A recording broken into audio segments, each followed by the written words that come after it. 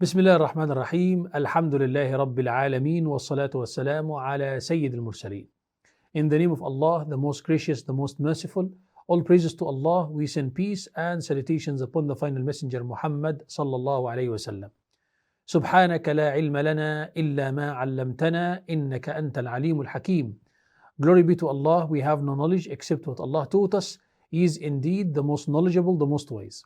اللهم علمنا ما ينفعنا وانفعنا بما علمتنا وزدنا علما.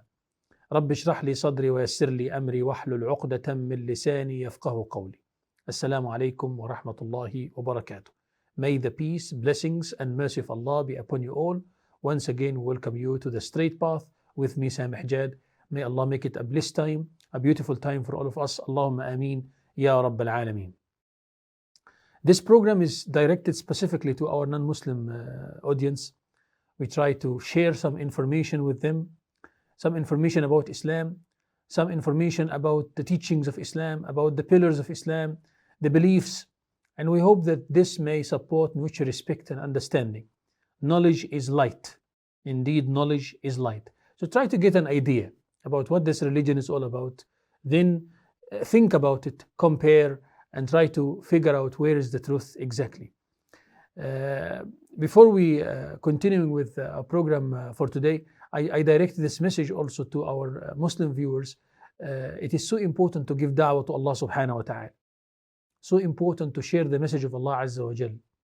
And this mission of propagating the faith and preaching the teachings of the prophets, sharing and conveying the message of Allah the Almighty, this is the mission of the prophets, the mission of the messengers. All the prophets of Allah subhanahu wa ta'ala, Allah honored them by giving them this da'wah or the call, inviting people to Islam, inviting people to the faith and sharing with them and being teachers of good to humanity. So when you are giving da'wah, you are actually on the footsteps of the Anbiya. You will be on the footsteps of the Anbiya, the prophets of Allah Azza wa Jal. And what an honor indeed. Beside this, there is a great reward from Allah subhanahu wa ta'ala to those people who share the message, who convey the message. In the Quran, Allah Azza wa Jal says, وَمَنْ أَحْسَنُ قَوْلًا مِمَّنْ دَعَا إِلَى اللَّهِ. Who is better than this person who calls unto Allah? The question have the answer. Yani it's saying that there is no one better than the one who calls unto the Almighty. No one better in reward, no one better in action than the person who gives da'wah, the person who invites people to the faith, bring them closer to Allah.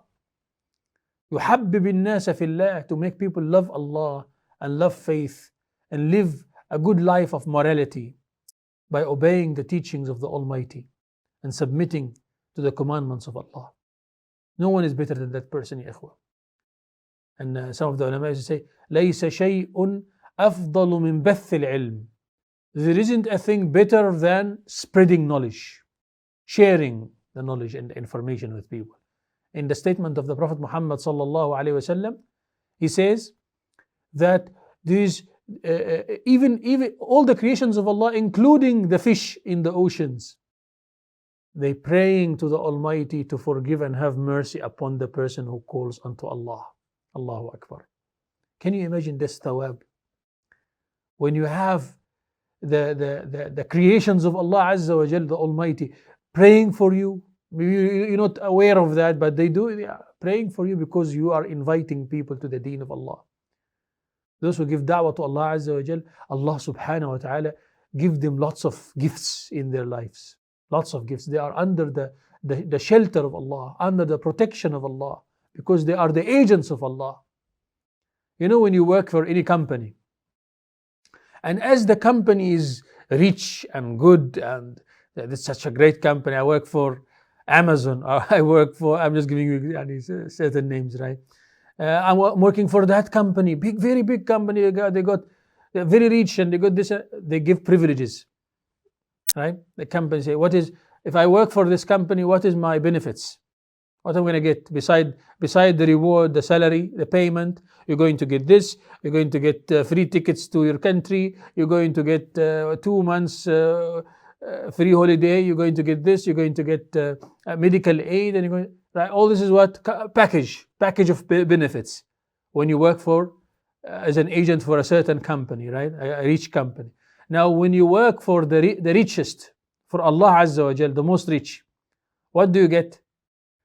I don't think it's only the reward, right? In the akhirah. No. It's not only this. More. Beside the reward that fills in between the heavens and the earth, like how it came in some of the ahadith of Rasulullah sallallahu alaihi wasallam. Now you get some other extras. In the package you get extras. You get the shelter, you get the rahmah, you get the lutf, you get the gentleness of Allah, you get so many benefits, but sometimes we don't realize this. But the du'at to Allah Azza wa Jal, they realize it. Those who preach the knowledge and those who teach, they realize that the benefits and the blessings and the mercy of Allah subhanahu wa ta'ala descends upon them because of da'wah, because of tabligh, because of spreading the deen of Allah subhanahu wa ta'ala. Be among them. Be a da'i to Allah. And what an honor to be a da'i to Allah. بلغوا عني ولو آية. We know that the Messenger sallallahu alayhi wasallam, he didn't find anything good unless he told us about it. And he didn't find anything bad unless he warned us from it. And he gave us so much of ahadith to encourage us to make da'wah. That means it's such a great action indeed. He says, convey, even if it's a verse.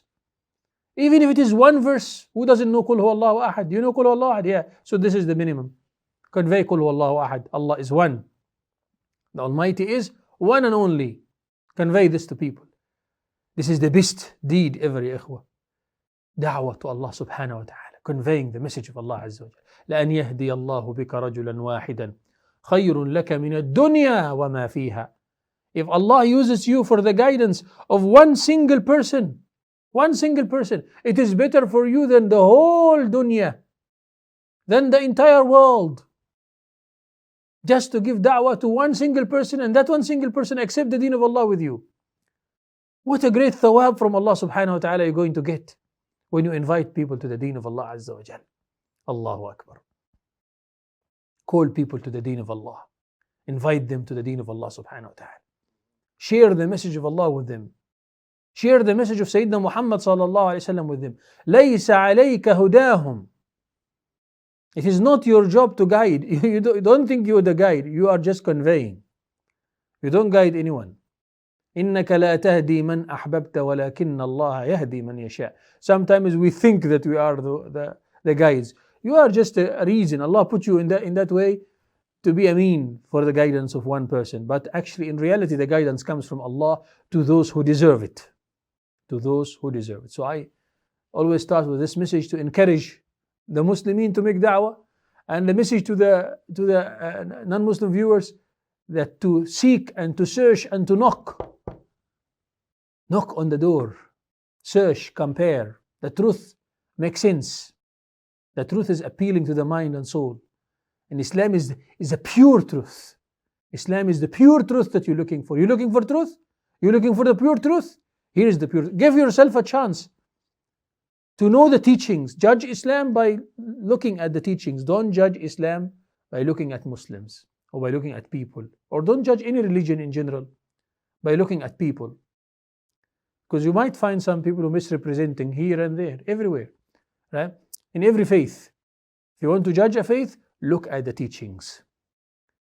See the fruits, the teachings of the faith. What is there? Right? You don't judge a car by looking at the passengers inside the car. No, you rather look at the car itself. Check the engine, check the wheel, check the body, etc.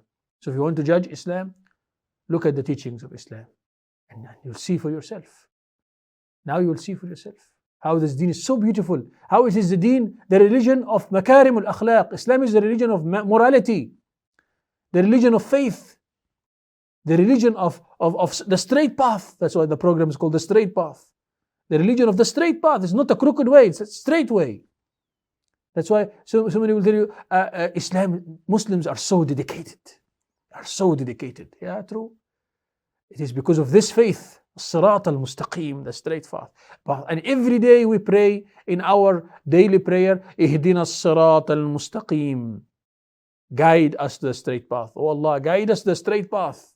To be straight on the path of Allah. Many people who used to be living crooked life before, living a life of immorality, living lives of drugs, lives of crimes, etc. When they accepted Islam, their life changed massively. Their life changed massively.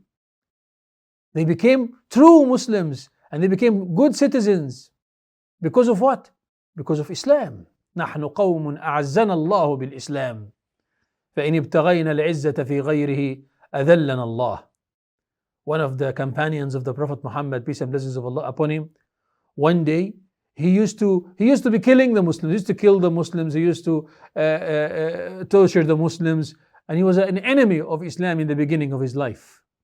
And later on, when he heard Quran and he checked the teachings of Islam and started to think about it, he became a Muslim. And he said that statement: "We are people who Allah honored us through Islam, and if we seek help or if we seek honor in anything else other than Islam, Allah will dishonor us."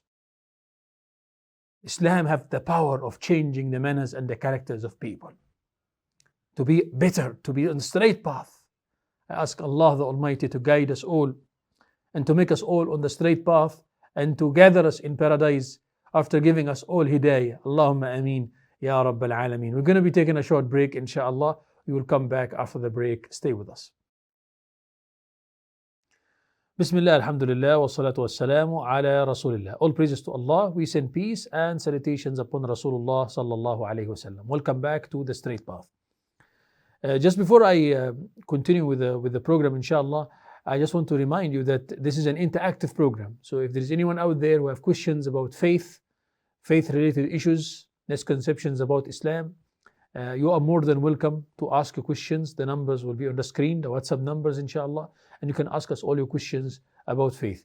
The other thing is that if there's anyone also who's interested to become a Muslim, to know more, or you are more than welcome also to send us a message via WhatsApp. Inshallah, we will be contacting you or explaining to you as well during the program. So in previous program, alhamdulillah, we spoke about the pillars of faith, the 6 pillars of faith, the 6 articles of Islam, and we spoke also about the meaning of Islam. We spoke about the 5 pillars of Islam, the 5 major practices. Today, inshallah, we're speaking about the purpose of life.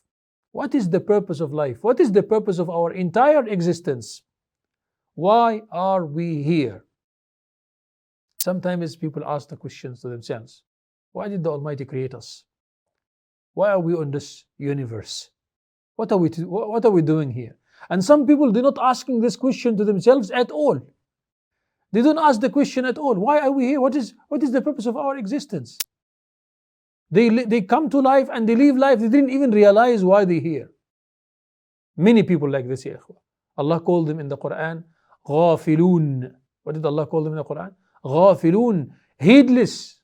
The materialistic life make them heedless and distracted. They don't even think of why they're here.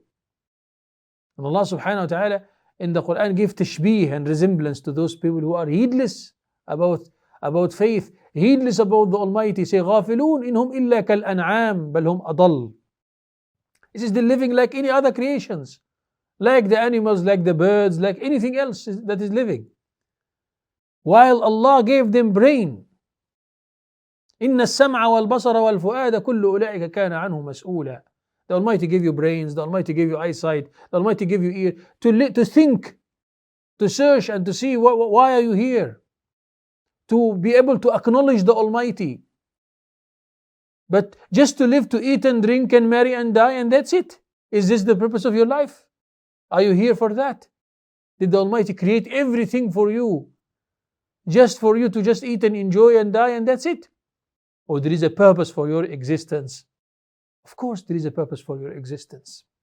In the Quran, Allah tells us directly about the purpose of the existence. The literal verse. Straightforward. Islam is a straightforward faith. وَمَا خَلَقْتُ الْجِنَّ وَالْإِنسَ إِلَّا لِيَعْبُدُونَ مَا أُرِيدُ مِنْهُم مِّن رِزْقٍ وَمَا أُرِيدُ أَن يُطْعِمُونَ. Allah the Almighty says, I haven't created mankind and jinkind except that they may worship me. What is the purpose of your existence? To worship the Almighty. We'll be speaking in details about this. Worship the Almighty. Now, once we just mention worship the Almighty, what will come to your mind at first? 2 things will come to mind. The first thing that should come to your mind and should think about is obviously you have to know the Almighty first. If you have to worship the Almighty, you have to first identify who's the Almighty. Who's God? Who the one that I must worship? And if someone is already worshipping, say, am I worshipping the true God or not? So the first thing is to know the Almighty and to worship the Almighty. Second thing is to worship the Almighty. Now I say I want to worship the Almighty, but then what is the meaning of the word worship? Worship in which way exactly? Worship Him according to my way, or according to your way, or according to His way, or according to her way, according to whose way? And who to teach that way? Worship the Almighty according to the way the Almighty wanted to be worshipped.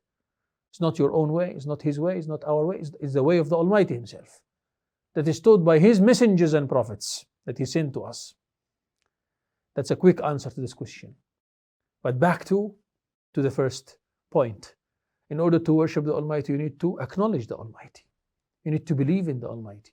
Now when you ponder around you, some people say, now how can we prove the existence of the Almighty logically?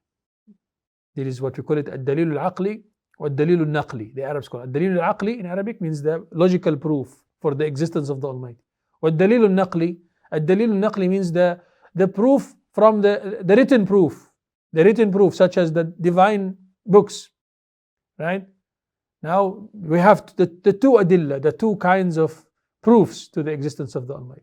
But now we're going to use or speak about ad-dalil al-aqli, but in some other program we're going to be speaking more in details about proving the existence of the Almighty.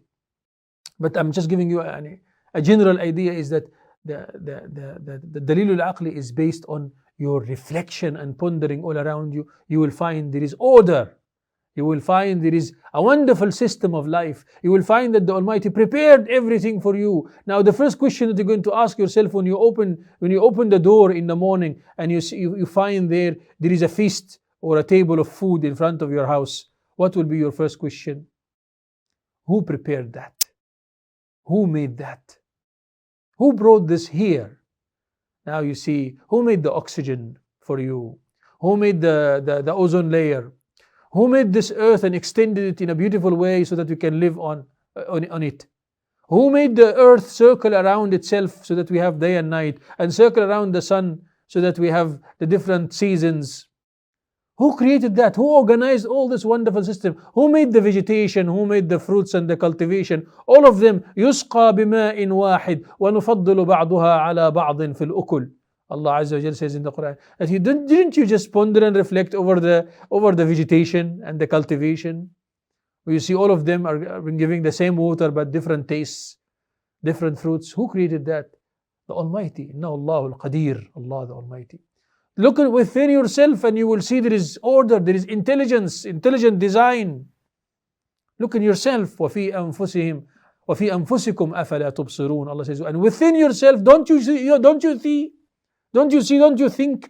Look within yourself and you see how you close your eyes, how you close your hands and open your hands spontaneously. Sometimes they say, China made a robot and that robot looks like that, and we're amazed, wow. But that robot cannot think of himself. He's not aware of himself. He's not conscious. Who made you conscious? Who created that in a beautiful fashion? Who made that?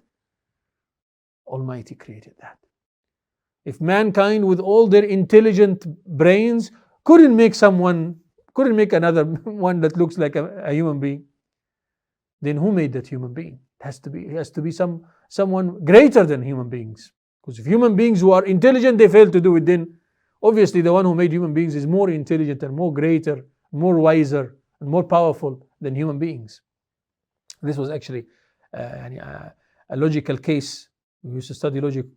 You say logical cases. You say this is the logical case for a man by the name René Descartes, a famous philosopher. So René Descartes would say, I think, therefore I exist. I think, therefore I exist. But who existed me? Who made me? Who brought me to existence? It can't be someone less than me.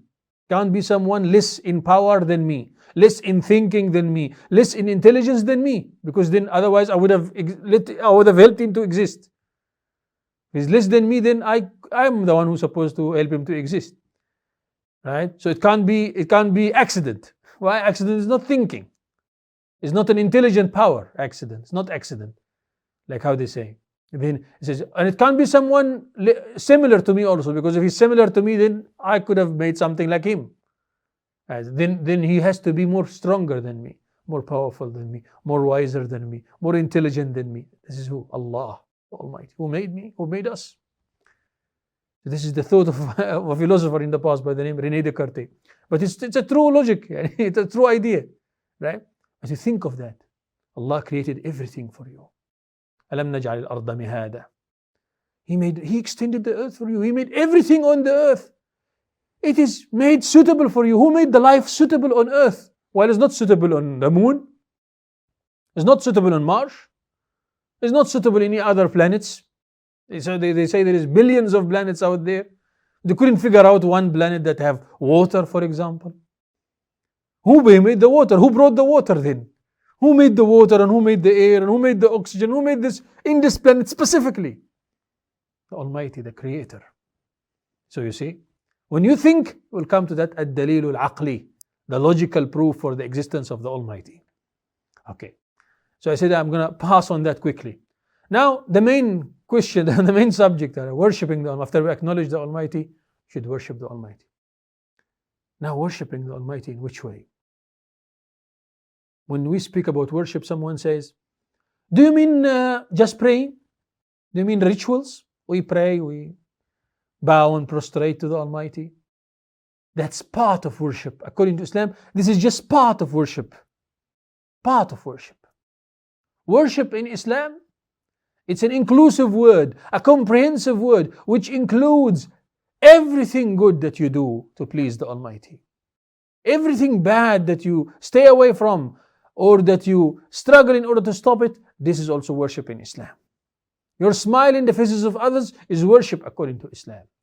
Removing the harmful objects from the road is considered worship in Islam. Being kind to your parents is worship in Islam. Looking after your wife is worship in Islam. Giving food to your children is worship in Islam. Every action that you do to please the Almighty can be considered a worship in Islam. So this is the purpose of life. Basically, to make the world a better place by obeying the teachings of the Almighty. To make the world a better place by obeying the teachings of the Almighty. That's worship in Islam. The comprehensive meaning of worship in Islam is like that. This is how we understand worship in Islam. It's not just the ritual, which is part of worship. It's not just prayer or fasting or charity or this or that. This is part of worship. But worship in Islam is an inclusive word, which means everything that you do, right from when you open your eyes in the morning until the time you sleep, everything can be worship if your intention is for the Almighty. I'm doing that for the Almighty. So you reap thawab, you reap reward for that. Every time you do something good, you reap thawab. And every time you stay away from evil, you also reap thawab. And every time you change the evil to good, you also reap thawab. So you're here on earth to make the world a better place by obeying the teachings of the Almighty, by worshipping the Almighty and acknowledging Him. Now someone say, okay, now we know our purpose is to worship the Almighty and to do good and to stay away from evil. But then how to worship the Almighty? Or what teachings you're talking about? So you have to follow the teachings. What teachings you're talking about? Whose teachings? The teachings of the Almighty Himself, which He brought upon the messengers. Now, the final messenger, his name is Prophet Muhammad, peace and blessings of Allah upon him. He came with the last teachings, the latest, the final message to humanity. At different times, the Almighty would send certain rules and instructions to suit the time and to suit the people that were living in. Now we are in the time of the Prophet Muhammad, peace and blessings of Allah upon him. Everyone has to know the teachings and obey the teachings while worshipping the Almighty alone in order to make it, in order to please the Almighty and go to paradise. By you submitting, you get to your destination. If you don't submit to the Almighty, you're not going to get it. You're not going to do that. You're not going to make it. Make sure that you submit and to live to your purpose, which is to worship the Almighty. Should worship by its all totality, all meaning, the great meaning. You have to submit to the teachings of the Creator, the one who made you, who knows what is good for you, what is bad for you. Someone said the other day, why must I submit? Why must I worship? You worship because He is the Creator. أَلَا يَعْلَمُ مَنْ خَلَقَ وَهُوَ اللَّطِيفُ الْخَبِيرُ. Doesn't He know who He created? He knows everything. He knows what is good for you, what is bad for you, better than you. So you have to obey him. But you have to first know what is the true teachings, who are the true prophets, who to follow. In Islam, we love all the prophets of Allah. We accept all the prophets of Allah. We believe in all the prophets of Allah. We don't make distinctions. We don't reject any one of them. And we follow the teachings of the last messenger because he came to correct people and to put them back on the track and to send them and to give them the pure message and the pure teachings of the Almighty. I hope that we have now some understanding about the meaning of worship according to Islam. We're going to be taking a short break. We'll come back after the break, inshallah.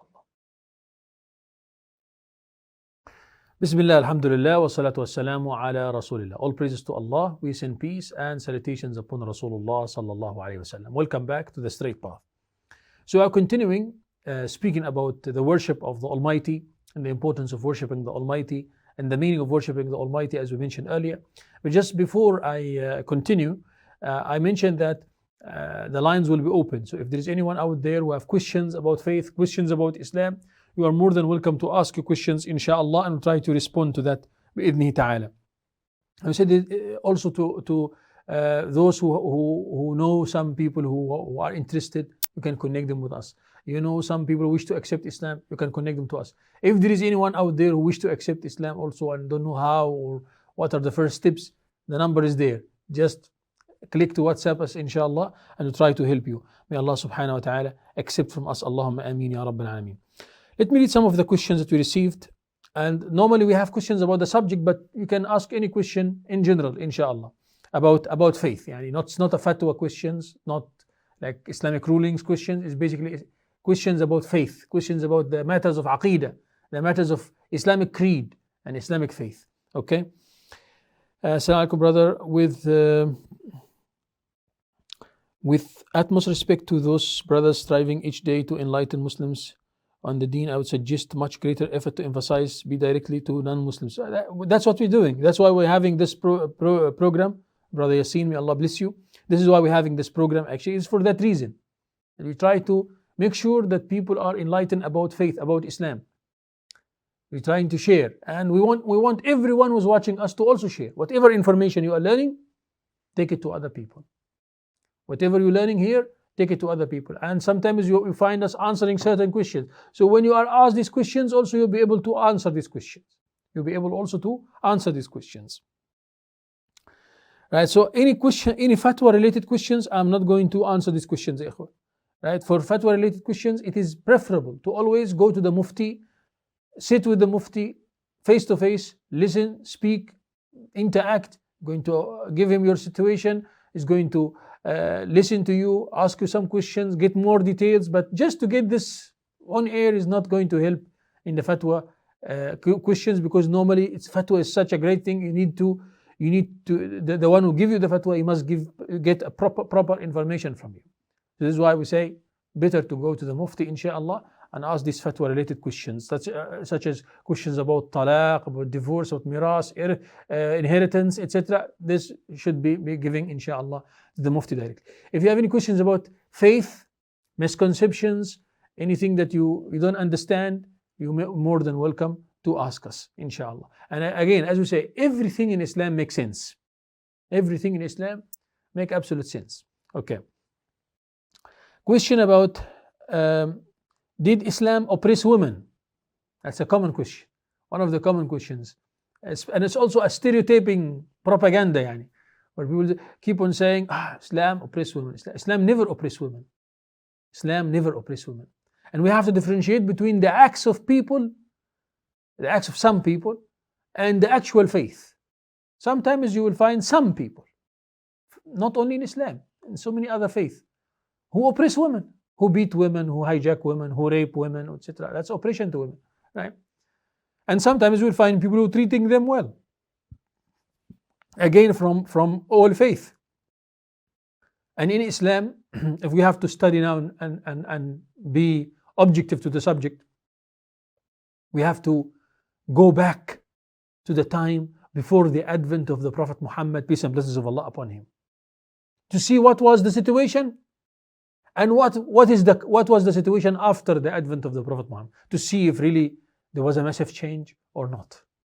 What was the situation of women before the advent of the Prophet Muhammad, peace and blessings of Allah upon him? used to be deprived of inheritance. Actually, before that, used to be the right for life is to be taken, meaning that in Jahiliyyah, the time of ignorance, the people in many communities used to kill women for no valid reason, just killing them because they don't like them. When you don't like them, they just kill them. Can you imagine to that extent, taking advantage that she's weaker in power, etc., and they would kill her for any silly reasons. And Allah subhanahu wa ta'ala spoke about that, and the Quran came speaking against that. وَإِذَا الْمَوْءُودَةُ سُئِلَتْ بِأَيِّ ذَنْبٍ قُتِلَتْ. Allah said, and for that girl who was killed for no reason, for what reason was she killed? The verse in the Quran says, that's the translation of the verse. For what reason was she killed? So Quran came speaking against that bad habit that some men, some ignorant people in the past used to kill women for no valid reason, considering them to be a shame or considering them to... For that reason, and the Prophet Muhammad ﷺ came speaking against that bad habit and stopped it. So that was a right or not a right? Giving her her right for life, to live. She's a human being. She's the counterpart of men. And the Prophet ﷺ directly said it. النساء شقائق الرجال. The women are counterpart of men. Women are counterparts of men. He said that where? In a community where the women used to be deprived of everything. So no life for existence. What else? No life for inheritance. No right for inheritance. No right for education. No right for having her own money. No right to choose a husband. No right for divorce. No right for so many things. No rights at all. Completely no rights. At certain communities, when women used to have the period, the monthly period, she used to be thrown out of the house. At certain communities. At certain communities in the past, women didn't have the right to be divorced. If she doesn't like a husband, she must stay with him. And in some communities, if the husband passed away, she has to be killed. And in some communities, if the husband passed away, she has to marry the brother of the husband. She doesn't have the choice. She has to marry him. In some communities in the past.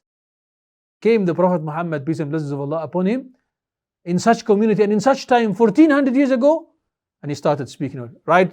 The first right, the right of existence. She has the right to exist. You can't kill her. Can't kill her or consider her to be a shame. And he started in order to make people understand that and realize that, he said these statements. النساء شقائق الرجال خيركم خيركم لأهله. The best among you is the one who's good to his wives, who's good towards women. He's doing what? He was encouraging people to take care of the women. And someone comes and says Islam oppresses women. No, Islam gave women the dignity and the rights. Right? And then he says, and beside that, the Prophet ﷺ says, رفقا بالقوارير, be gentle to women. They are like qarura. Like qarura means like a beautiful glass bottle. He says that's qarura. Women are like bottles from glass. You have to deal with them gently. You have to deal with them gently. Otherwise, you're going to break them. You're going to break their hearts. So deal gently with women. Who said that? Prophet Muhammad, peace and blessings of Allah upon him. Who taught that?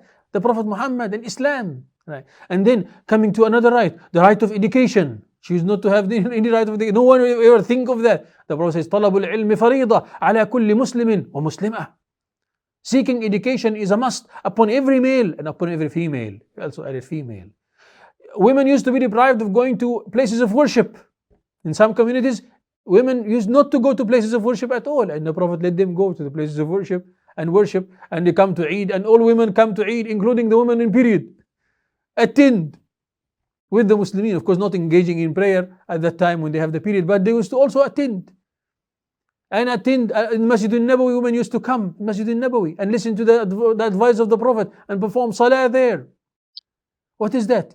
It's giving them rights. And then right of inheritance, we said, and then giving them the rights of we said the right of education. Then giving them the right of she must not be forced into marriage. Women must not be forced into marriage, and she has to accept and see, right? And also to divorce. If she doesn't like, she have to ask. She can ask for divorce. If there is any valid reason for divorce, she would ask for divorce. And if he doesn't give her divorce, there is khul'. So she can take herself out of the marriage. Who taught that? Who gave that? Before, so many communities never ever think of that. Islam was giving all these beautiful rights. Islam is giving these beautiful rights. So Islam did not oppress women. What else? Islam gave women a right that is not giving into so many in many communities. One of the rights that women has in Islam, or supposed to have in Islam, is the right to be always financially safe. If we are in a proper Muslim state where they are applying the proper rules, the proper teachings of Allah, you find women always under financially covered. She's financially covered. She doesn't have to go and worry about that. She's always financially covered. How? If she's not married, then her financial cover comes from who? From the father. If her father if she got married to a husband, then the husband, it is his responsibility to spend. Even if she has her money, but it's his responsibility to spend on her, clothing her, feeding her, everything. She doesn't have to pay for the rent. She doesn't have to pay for it. If she does that, she does that out of her own choice. But she's not obliged to do that. She is not obliged to spend a cent from her own money. She's always financially covered according to Islam. And what if the husband died? Then it goes back to the father. If there is no father, the uncle or the elder son, if there is, or the elder brother, if there is, etc. Always under a cover. If there is, she has no one at all. What if she doesn't have any family? Right? The Muslim state to take care of her, the state to pay her. Financially covered. You see, we're talking about something that nowadays countries start to give, you say, financial cover to women who are not working, etc. The Prophet Muhammad already 1400 years ago, Islam gave that 1400 years ago. See? Some people come and speak sometimes about the travel. Say, but you see in Islam oppresses women. You see, they can't travel without a mahram, without a man with her. You're measuring this rule by the norm of today. But if you go back to the past, where women used to be living in the desert and open communities, and used to be danger out there, and that was this rule was there specifically to protect her. It wasn't there to control her. It is there to protect her. That if she has to go somewhere that is far, there has to be an appointed guard there. A mahram has to be there to help her and to protect her and to make sure that she's safe and to take care of her and to do her and to be like, to serve her basically. But you see, it depends how you look at it. If someone is not objective, he might look at all these rights and consider it to be as if we are attacking women or something.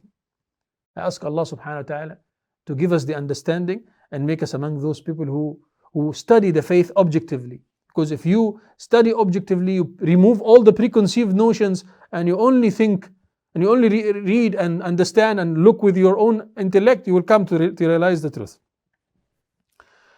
Right. Someone says a question. Assalamu alaikum, Sheikh. Is it true that if a woman don't wear hijab correctly in some Muslim countries, then the penalty is death? Is not right. This is not right. This is not right. It is completely incorrect, and there is no Muslim country that does that. Right? I think we came to the end of our program for today. I hope that I benefited you, inshallah. If you have any questions about faith, don't forget, you can always ask your questions, inshallah. You can take the WhatsApp number and send us your questions. Inshallah, we will help you as well. Jazakumullah khairan. Subhanakallahumma bihamdik. Nashhadu an la ilaha illa anta nastaghfiruka wa natubu ilayk. Wassalamu alaikum wa rahmatullahi wa barakatuh.